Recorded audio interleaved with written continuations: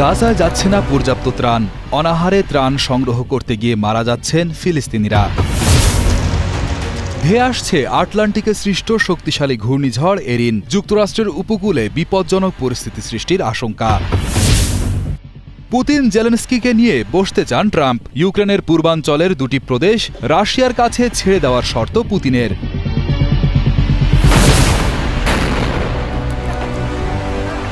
আকাশে বাতাসে লাশের গন্ধ, চারদিকে কেবল ধ্বংসস্তূপ। লোক দেখানো ত্রাণের আশায় যায় দিন, আর হায়নাদের বোমার আতঙ্কে কাটে নির্ঘুম রাত।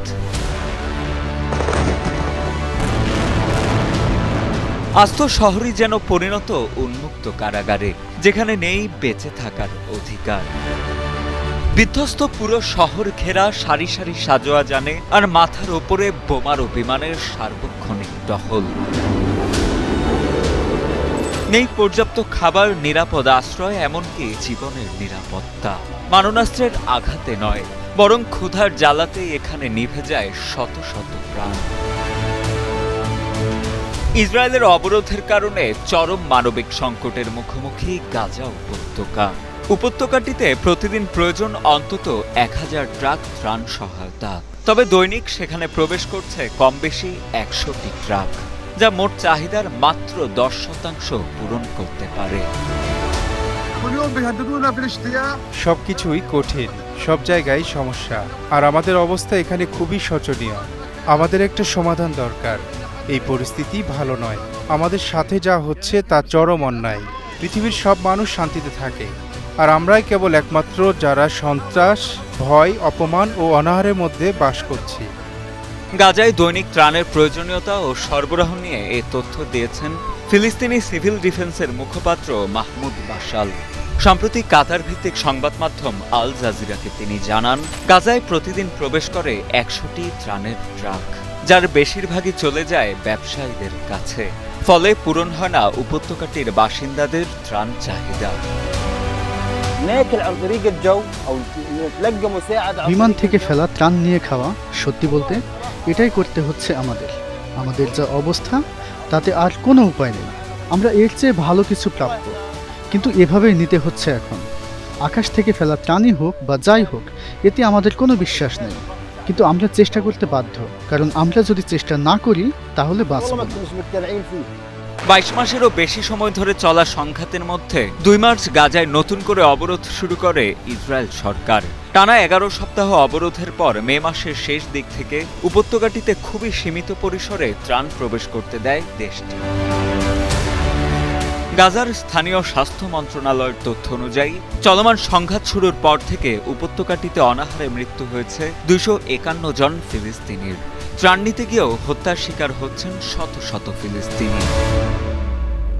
সম্প্রতি জাতিসংঘের মানবাধিকার কার্যালয় জানিয়েছে, 27 মে থেকে 13 আগস্ট পর্যন্ত কেবল ত্রাণ সংগ্রহ করতে গিয়েই প্রাণ হারিয়েছেন মোট 1760 জন ফিলিস্তিনি। এ নিয়ে 2023 সালের 7 অক্টোবর থেকে ইসরায়েলের হামলায় গাজায় অন্তত 61,827 জন নিহত হয়েছেন। আহত হয়েছেন 1,55,275 জন এবং বাস্তুহারা হয়েছেন লাখ লাখ ফিলিস্তিনি।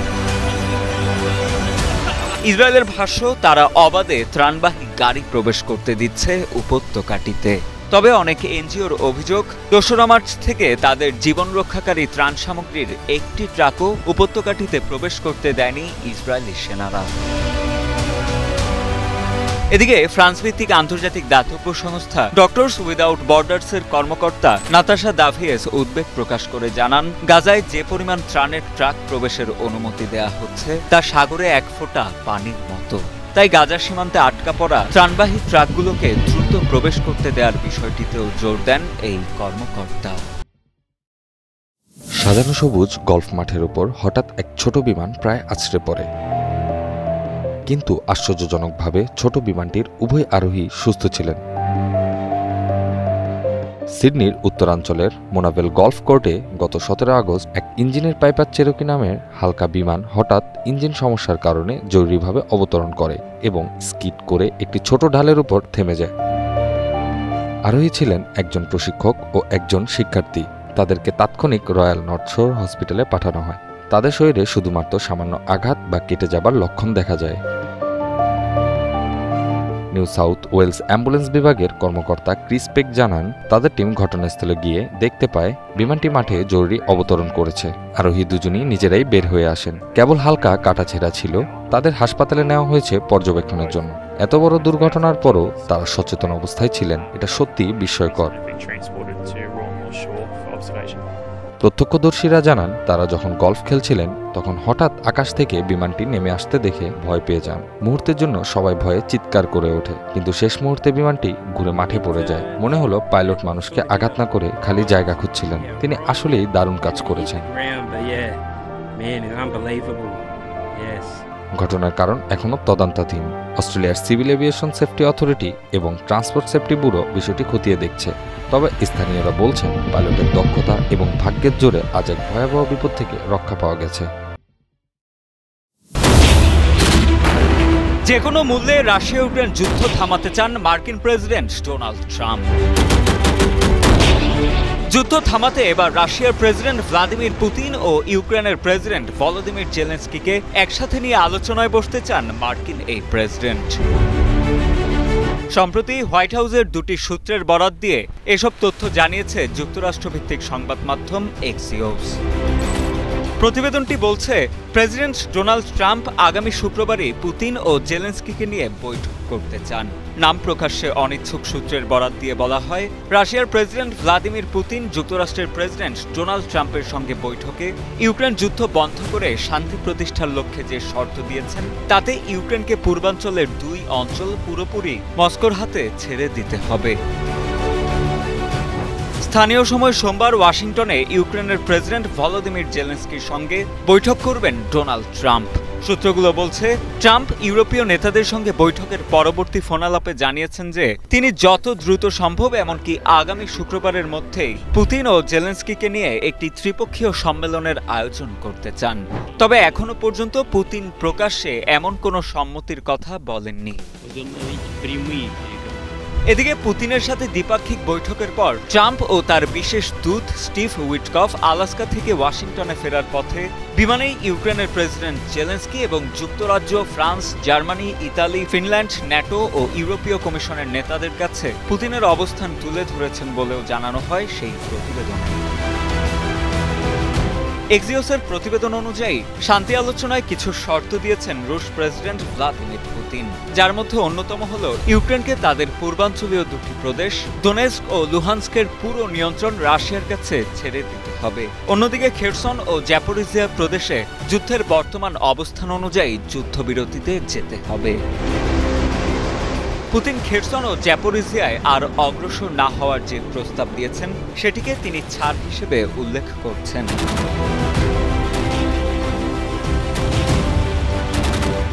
তবে বাস্তবিক অর্থে এই অঞ্চলগুলোতে রাশিয়া দীর্ঘদিন ধরেই তেমন কোনো সুবিধা করতে পারছে না। এর পাশাপাশি পুতিন আরও দাবি করেছেন যে যুক্তরাষ্ট্রকে অবশ্যই রাশিয়ার নিয়ন্ত্রণে যাওয়া ইউক্রেনীয় ভূখণ্ডগুলোকে সার্বভৌম রুশ অঞ্চল হিসেবে স্বীকৃতি দিতে হবে।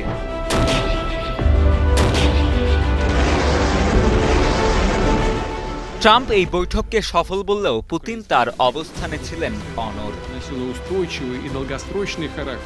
তবে জেলেনস্কি পুতিনের দাবিগুলোতে কতটুকু ছাড় দেন এবং শেষমেশ দেশ দুটিকে শান্তি চুক্তিতে সম্মত করাতে ট্রাম্পের মধ্যস্থতা কতটা সফল হয়, সেটি এখন দেখার বিষয়।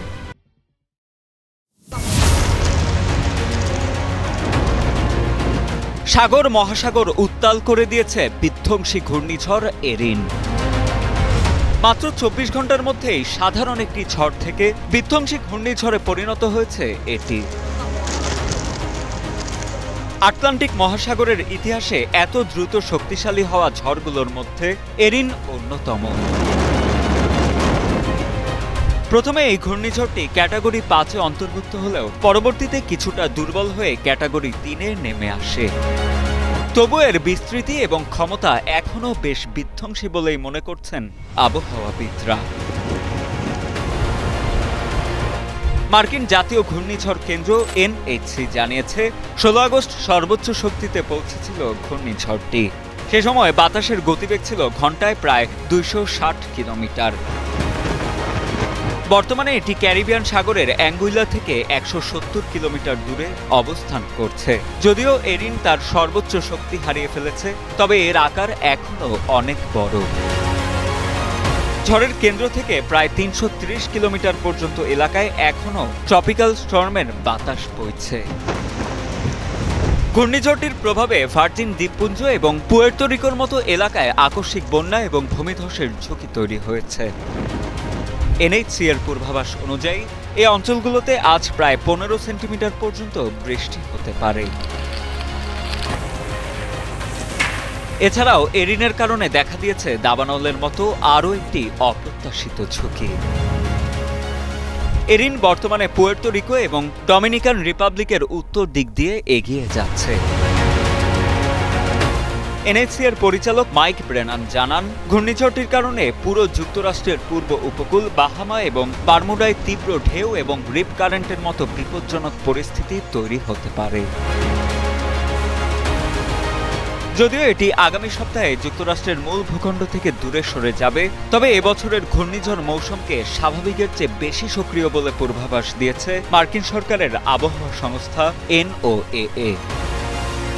এমনকি বৈশ্বিক উষ্ণতার কারণে ক্যাটাগরি ৪ এবং ৫-এর মতো শক্তিশালী ঘূর্ণিঝড়ের সংখ্যা বাড়তে পারে বলেও আশঙ্কা করা হচ্ছে।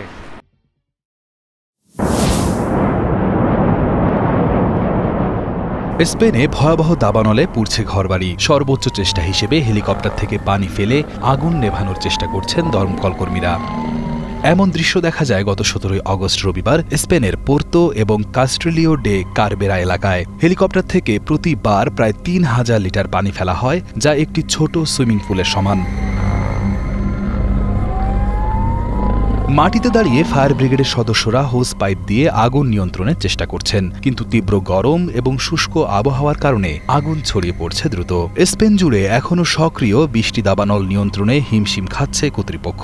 সরকার এই পরিস্থিতিতে সামরিক ইমার্জেন্সি ইউনিটের অতিরিক্ত ৫০০ সদস্যকে মোতায়েন করেছে ফায়ার ফাইটারদের সাহায্য করতে। দক্ষিণ ইউরোপ গত ২০ বছরের মধ্যে সবচেয়ে ভয়াবহ দাবানলের মুখোমুখি হয়েছে, যেখানে স্পেন সবচেয়ে বেশি ক্ষতিগ্রস্ত দেশগুলোর একটি। দক্ষিণ ইউরোপের অন্যান্য দেশ যেমন পর্তুগাল, ইতালি ও গ্রিসেও এবার দাবানল ছড়িয়ে পড়েছে, কিন্তু স্পেনের পরিস্থিতি সবচেয়ে ভয়াবহ। গত কয়েকদিনে স্পেনের তাপমাত্রা ৪৫ ডিগ্রি সেলসিয়াস ছুঁয়েছে, যা মানুষের পাশাপাশি প্রকৃতির জন্য বিপজ্জনক। স্থানীয় একজন ফায়ার ফাইটার জানিয়েছেন, তারা দিনরাত কাজ করছেন, কিন্তু আগুনের গতি নিয়ন্ত্রণ তাদের ক্ষমতার বাইরে। হেলিকপ্টার ছাড়া এই লড়াই ছিল অসম্ভব।